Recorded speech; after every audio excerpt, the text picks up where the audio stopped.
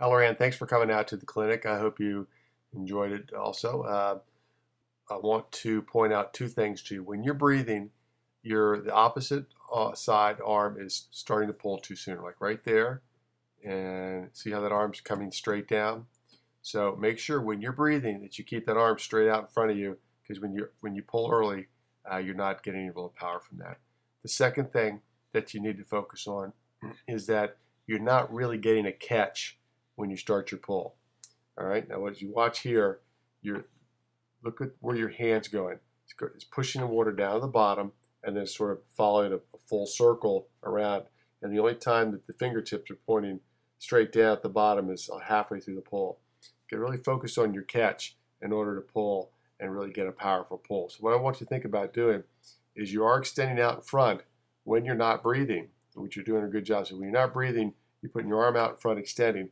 Imagine that you're extending your arm out on a table, and at the end of the table, you just sort of wrap the arm over the edge of the table to the elbow, so your elbow's right at the corner and your hand's down the back side of it, and then you pull the table back. All right, it has a solid side on the other end. So you want to focus on getting the hand down over the edge of the table and the elbow there, and pulling back, and you pull back from the elbow. That's one way to get a catch, where you can imagine kind of rolling your hand over a barrel out in front of you to get that elbow up. That's the only way you're going to get a real powerful pull, is that you start pulling the arm back instead of pushing it down. See the angle of the hand? It's going down to the bottom right there. And that point you should be pulling back at that point, and you're just pushing down. So real important that you pull back. Another skill you can do is that sculling drill we did, where you scull the hand out and back under the elbow and just scull around and around. That's another great way to get a catch, to get the elbow above the hand. So that's the main thing I want you to focus on. Now you're above water, you're putting your hands in very flat here, and I'd like to see the hand turn down towards the thumb. Let the thumb go in first, keeping your elbow up as you go in.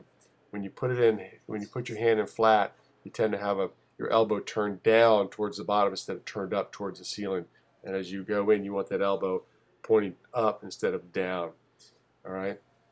Also, we want to widen your stroke a little bit. See how those elbows are behind your head there and there. So you want that elbow to come out and out to the side. And you don't want to try to bring your hand forward. Let the elbow lead the recovery. Let the hand follow the elbow, not the other way around. So this is a few things to work on, and I hope that helps. Wish you the best of luck.